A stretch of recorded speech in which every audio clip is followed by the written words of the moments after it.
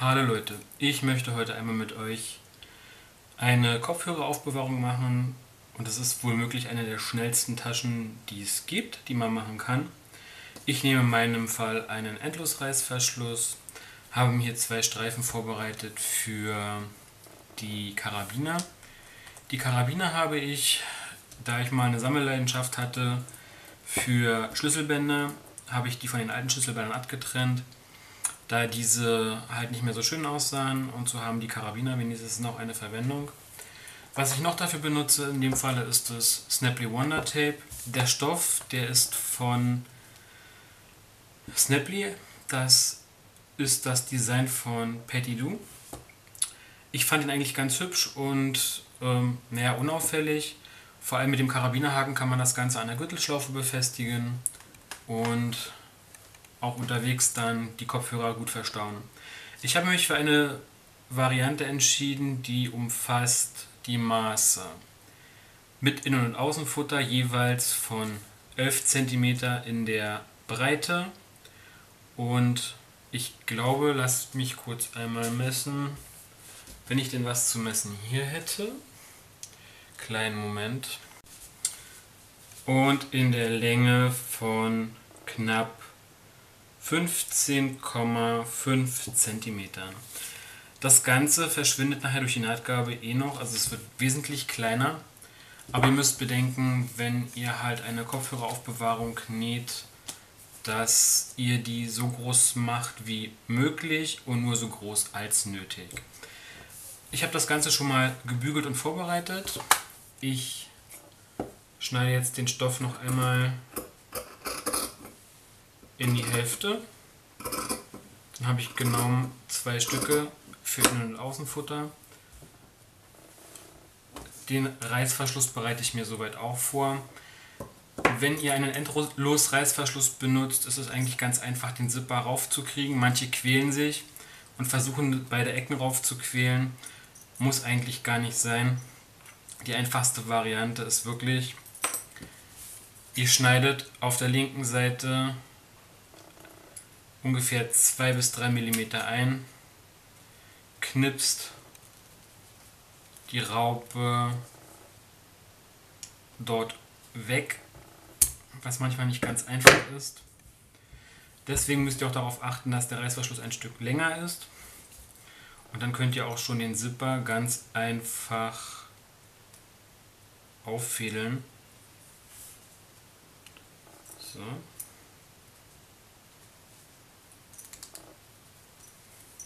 Manchmal funktioniert es nicht gleich beim ersten Mal, aber eigentlich geht das Ganze ganz gut. Na. Jetzt. Dann könnt ihr den Rest hier oben auftrennen und zuziehen. Das hier hinten verschwindet nachher eh in der Nahtzugabe, von daher ist es nicht so schlimm. Und dann können wir auch schon loslegen. Das, was wir als erstes machen werden, ist die Schlaufe für den Karabiner einmal zu nähen. Ihr benötigt dazu den ganz normalen Nähfuß, den normalen Zickzackfuß. Stellt euch den Zickzackfuß nach Möglichkeit so ein, nicht den Zickzackfuß, sondern die Nadel, wenn ihr die Möglichkeit habt, die Position nach rechts, dass ihr so knappkantig wie möglich einmal das Ganze zusammensteppt und dann parallel auf der anderen Seite nochmal genau dasselbe absteppt. Dass das halt symmetrisch aussieht und nicht halt wie, nur halb genäht. Ja, was ihr jetzt als nächstes machen könnt oder machen müsst, ihr faltet euch die Stoffe auseinander. Da wir gesagt hatten, wir machen eine Kopfhöreraufbewahrung mit Innenfutter, braucht ihr zwei Stofflagen. Die legt ihr wie folgt aufeinander und ich nehme mir jetzt hier in dem Falle das Wonder Tape von Snapply zu Hilfe. Fixiere mir das schon mal oben auf den Stoff. So spare ich mir in dem Fall das Stecken.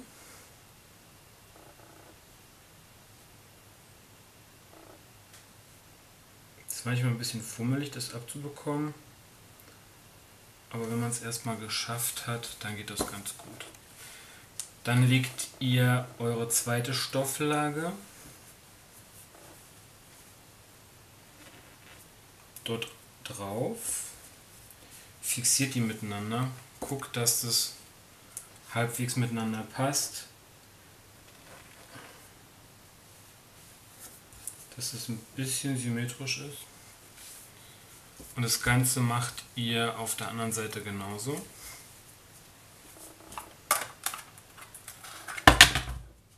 Das sollte nicht passieren, aber kein Problem. So.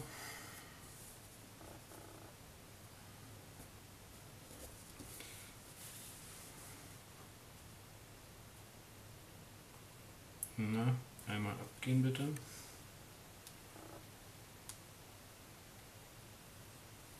So. Nun habt ihr links aufeinander gesteckt bzw. geklebt und könnt das Ganze an den Reißverschluss fixieren. Ihr fixiert, in dem Fall ist es jetzt egal, das Ganze immer, wie gesagt, da wir jetzt eine Lage haben, die doppelseitig ist, also mit Innen- und Außenfutter, könnt ihr das Ganze einfach auf den Reißverschluss legen. Dabei zeigt der Zipper immer nach unten. Als Hilfe kann ich euch nur sagen, steckt's fest, klebt's fest oder klammert es fest, damit euch das Ganze beim Nähen nicht mehr verrutschen kann. Wenn ihr nur eine Stofflage macht, also nur eine Tasche mit Stofflage, müsst ihr darauf achten, dass ihr den Stoff richtig rum auflegt. In dem Falle heißt es auch die schöne Seite nach unten und den Reißverschluss ebenfalls mit dem Zipper auf den Stoff mit der schönen Seite. Dann fixiert ihr das Ganze miteinander. Wie gesagt, ich nehme mir jetzt in dem Fall einmal das Tape wieder zur Hand.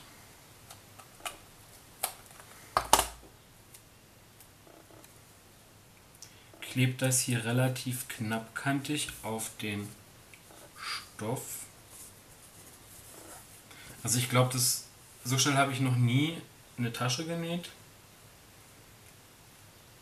wenn ich das mal so sagen kann, weil das ist wirklich ein sehr, sehr schnelles Projekt. Nochmal gesagt, darauf achten, Reißverschluss mit dem Zipper nach unten auf den Stoff legen. Kurz andrücken, falls ihr jetzt Angst habt, meine Nadel verklebt. Ich kann euch aus Erfahrung sagen, meine Nadeln verkleben nicht. Ich weiß nicht, manche beschwören das und sagen das, meine Nadel verklebt. Bei mir ist es nicht so. Ich habe bis jetzt die Erfahrung nicht machen müssen. Ich kenne andere Tapes, das stimmt, da klebt es wirklich. Aber in dem Fall mit dem Tape muss ich sagen, habe ich absolut gar keine Probleme. Ich baue jetzt mal die Nähmaschine auf und dann sehen wir uns an der Nähmaschine wieder. Bis gleich. Da ihr das Ganze jetzt miteinander fixiert habt, kann euch das beim Nähen nicht mehr verrutschen. Wenn ihr das mit Stecknadeln gesteckt habt, achtet darauf, dass ihr die Stecknadeln nicht längs steckt. Ich zeige euch das mal. Manche kommen ja auf die Idee und stecken das so. Macht's nicht. Wenn ihr das unbedingt stecken müsst, steckt es bitte waagerecht. Also so, dann könnt ihr auch mit der Nadel über den Stoff nähen und über den Reißverschluss. Ich habe jetzt schon mal den Reißverschlussfuß angebracht und drehe mir das Ganze jetzt auf rechts. Da ich jetzt das Ganze etwas größer zugeschnitten habe vom Endlosreißverschluss, brauche ich mit der Nadel nicht am Stoff vorbeiarbeiten. Habt ihr den Reißverschluss etwas kürzer und ist euch das Ganze im Weg, könnt ihr die Nadel in den Stoff stecken, den Stoff hochklappen und den Reißverschluss am Stoff hinter den Nähfuß vorbeiführen. Erfordert ein bisschen Übung am Anfang, geht aber eigentlich ganz einfach. Ja, jetzt könnt ihr das Ganze knappkantig absteppen.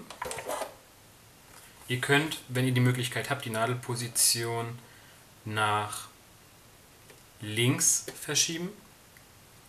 damit ihr so dicht wie möglich an den Reißverschluss rankommt. Das mache ich jetzt auch mal. Achtet darauf, wenn ihr nicht den Reißverschluss-Nähfuß verwendet, dass die Nadel beim Verschieben nicht am Nähfuß aneckt, dann bricht euch die Nadel im schlimmsten Falle. So, das Ganze steppen wir jetzt einmal ab. Verriegeln nicht vergessen. Wer möchte, kann, wie in meinem Fall, ich habe die Möglichkeit, ich kann einen Obertransport zuschalten. Der unterstützt das Ganze und hilft mir dabei, dass das Ganze nicht verrutscht. Und dann könnt ihr auch schon loslegen mit dem Nähen.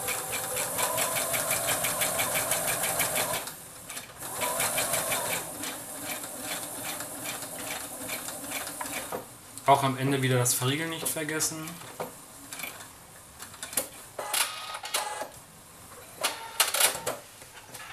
Und das gleiche macht ihr mit dem anderen Stoff, mit der anderen Stoffseite auch. Ich nehme mir wieder das Tape zur Hilfe. Der Reißverschluss liegt wieder unten. Also mit der falschen Seite, mit der richtigen Seite auf dem richtigen Stoff und die falsche Seite nach oben geklappt. Was ihr jetzt macht, das Ganze von der Seite, wenn der Stoff gerade liegt, ich hoffe ihr könnt es sehen, wenn der Stoff gerade liegt, ich muss mal die Nähmaschine ein bisschen beiseite rücken, wenn der Stoff gerade liegt, habt ihr hier wieder die Seite, die angenäht ist und die Seite, die lose ist. Ihr klebt euch auf der Seite, auf der der Reißverschluss aufgenäht wurde, wieder Tape.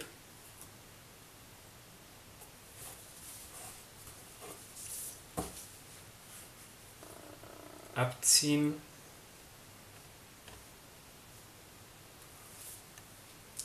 So. Und das Teil, was jetzt noch lose ist, klappt ihr einfach passig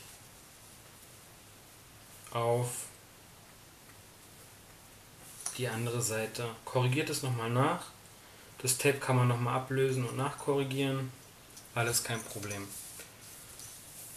So, dann könnt ihr auch von der Seite wieder absteppen. Holt euch eure Nähmaschine wieder mit der Nadelposition ganz so weit wie möglich am Reißverschluss, also am Zipper vorbeinähen. Verriegeln wieder, nicht vergessen.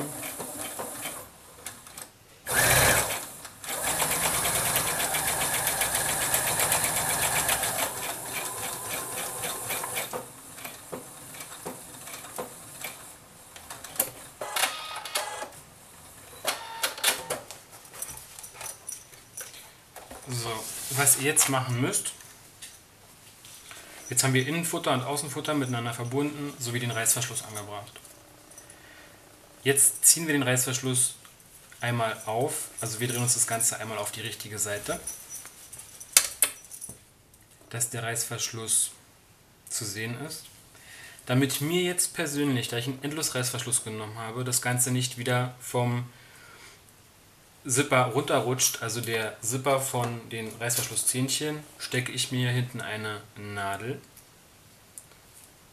zur Sicherheit. Eigentlich am besten gleich zwei, einmal links, einmal rechts, falls doch mal eine rausrutscht. Das ist aber so eine persönliche Erfahrungssache. Dann sippt ihr das Ganze einmal auf. Und dann steppt ihr das Ganze einmal entlang des Ganzen ab. Auch wieder mit dem Reißverschlussfuß. Am besten dazu den Freiarm der Nähmaschine verwenden, das geht am einfachsten.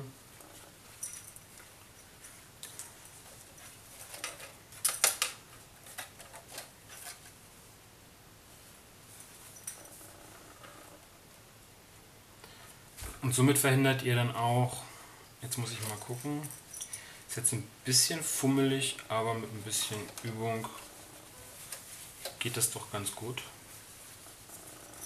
Das geht jetzt wirklich bloß von der Seite. Das heißt, ich müsste einmal den Reißverschlussfuß wechseln. Ich habe dieses Snap-on-System, ich finde das eigentlich ganz gut. Nur meine Finger sind gerade für diesen Reißverschlussfuß ein wenig zu dick. So, dann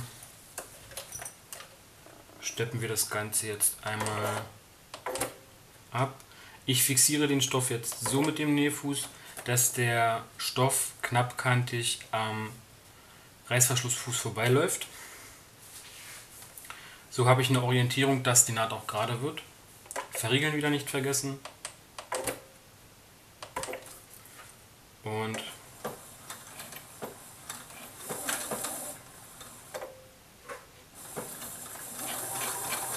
dann kann es auch losgehen.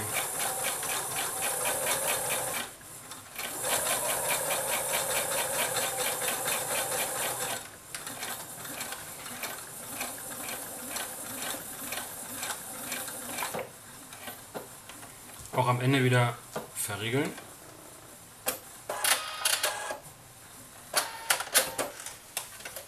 So habt ihr die Naht einmal abgesteppt. Das gleiche macht ihr mit der anderen Seite ebenfalls.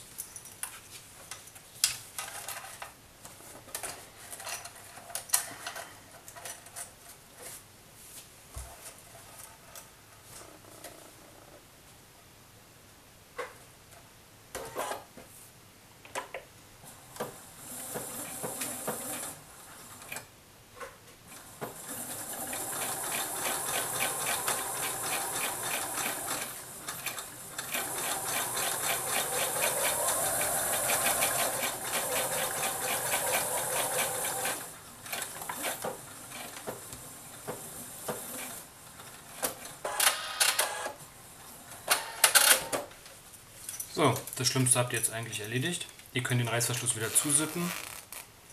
Das Ganze einmal wieder umdrehen.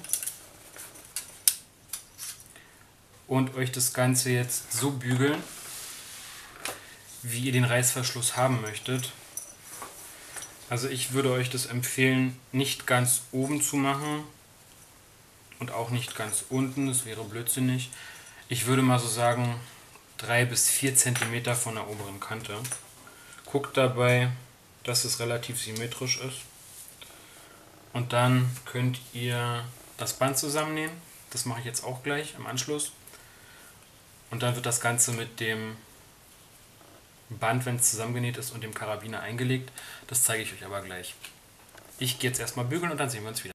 Ja, dann steppen wir jetzt als nächsten Schritt erstmal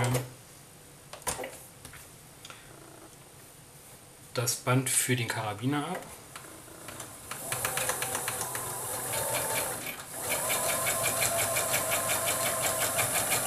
Ich verzichte hier auf das Verriegeln, aus dem Grunde, da es zugeschnitten wird, fixiert nachher die Naht von der Tasche die Naht vom Band.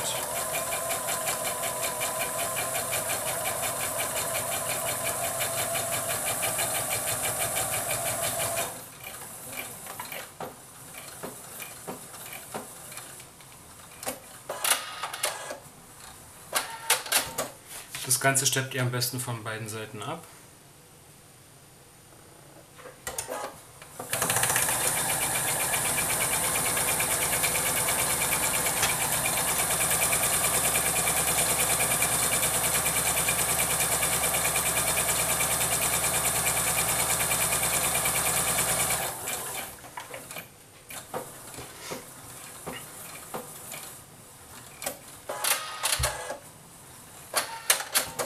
Schneidet euch das Band auf die gewünschte Länge zu, so wie es benötigt.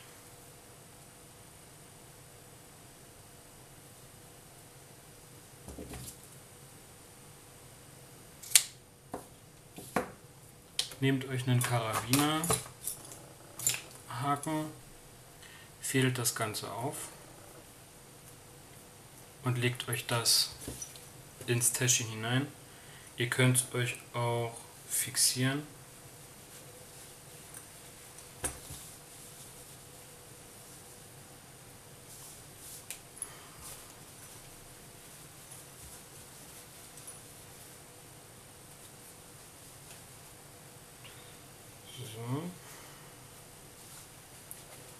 Und dann könnt ihr das Ganze auch schon absteppen.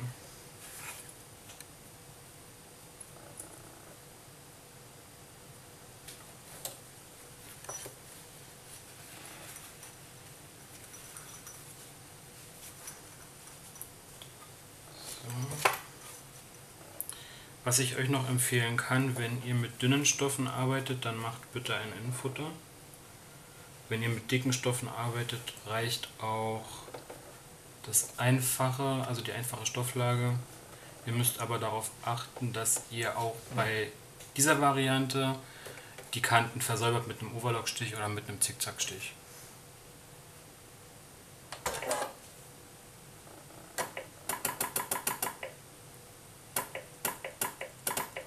Ich gehe jetzt hier wieder auf die normale Nadelposition zurück, lege den Stoff so unter den Nähfuß, dass er bündig mit dem Nähfuß abschließt, also 1 cm Nahtzugabe. Verriegeln nicht vergessen, jetzt ist es wirklich wichtig, dass euch das Ganze am Ende nicht wieder aufgeht.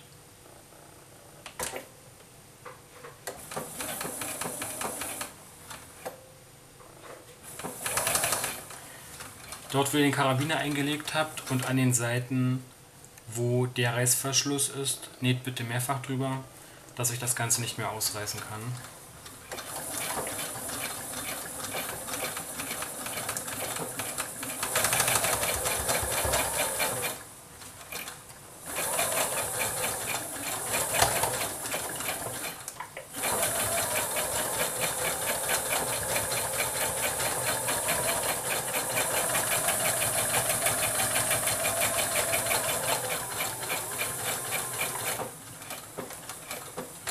Verriegelt das Ganze am Ende und macht genau dasselbe mit der anderen Seite auch. Wenn ihr an die Stelle kommt, wo der Reißverschluss offen ist, legt ihn bitte so nebeneinander, wie er hier liegen würde. Achtet darauf, dass der Reißverschluss auch ein Stück offen ist, dass ihr das Ganze nachher wenden könnt. Und auch hier wieder bündig an den Nähfuß anlegen, verriegeln nicht vergessen und absteppen mit 1 cm Nahtzugabe.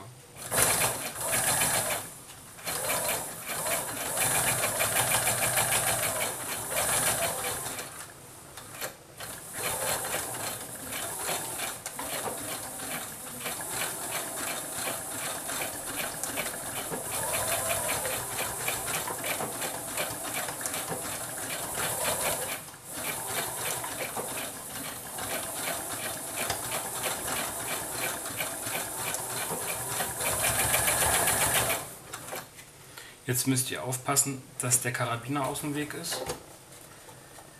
Legt euch den so ein bisschen beiseite.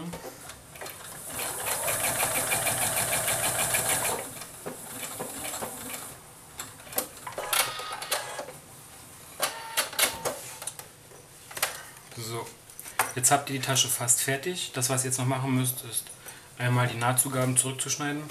Ich mache es jetzt mal mit der Zickzackschere.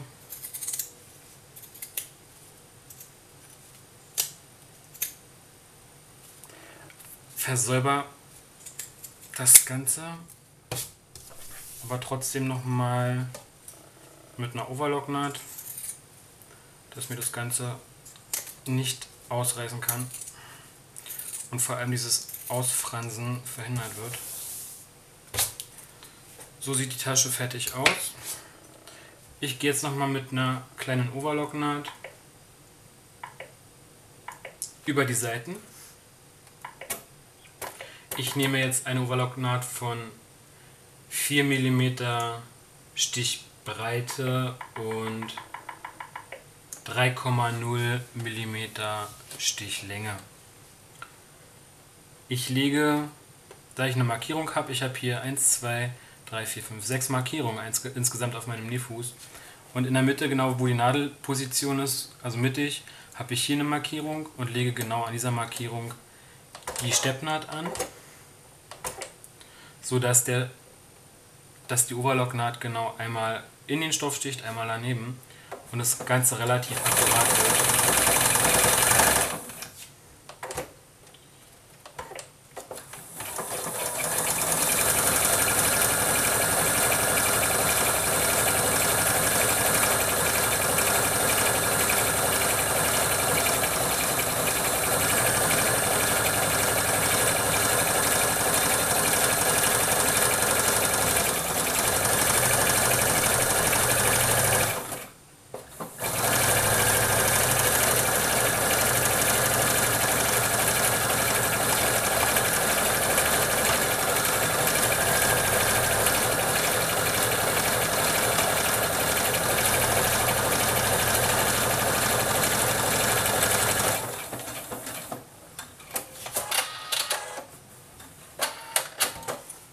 macht ihr von beiden Seiten.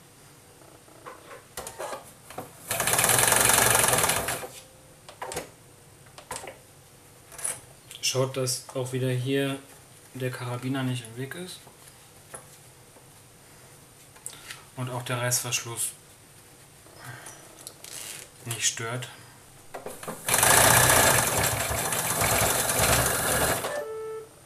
Oberfaden prüfen. Gut. Das wird wohl Zeit für eine neue Nadel. Also spätestens, wenn euch das Obergarn immer reißt, ist es ein Zeichen dafür, dass die Nadel schon ein wenig verschlissen ist. Und dann könnt ihr die Nadel einmal wechseln. Aber für das Projekt reicht sie jetzt noch.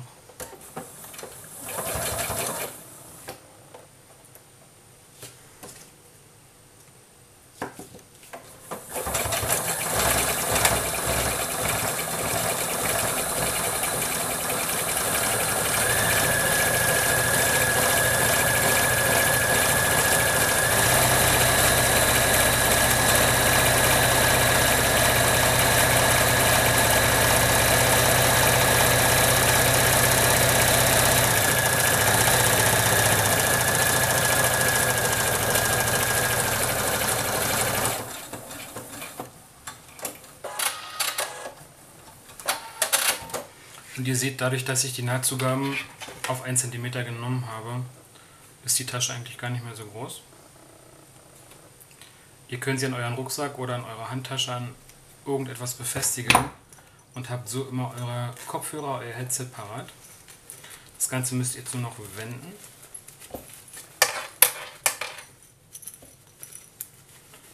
Und vernünftig rausdrücken. Ich habe mir von meinem Lieblingschinesen irgendwann heimlich Essstäbchen gemopst.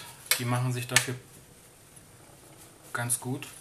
Ihr seht, ihr könnt das ganz gut mit dem Essstäbchen rausdrücken. Die kriegt ihr eigentlich beim Essen beim Chinesen immer dazu. Also einfach mal welche mitnehmen, dann spart ihr euch das Gepiekse und Gestochere mit Scheren oder sonstigen Sachen. Und ihr habt so die Ecken relativ schön ausgearbeitet. Entfernt eventuell lästige Fäden noch. Und dann seid ihr auch schon fertig. Könnt das Ganze gegebenenfalls nochmal bügeln. Habt jetzt einen Karabiner dran und eine super schnelle. Wie ich gerade feststellen durfte, hat mein Akku einen Geist aufgegeben. Ich hoffe, ihr habt das alles mitbekommen. Ja, das soll es wie gesagt an dieser Stelle von mir gewesen sein. So schnell könnt ihr eine Kopfhörertasche nehmen. Mit Innenfutter, schön versäubert, mit Karabiner. Habt jetzt eure Kopfhörer immer parat. Bügelt euch das Ganze nochmal, damit es nicht so gewölbt aussieht. Ja, und dann sehen wir uns beim nächsten Projekt wieder. Viel Spaß beim Nachmachen. Bis später. Ciao, ciao.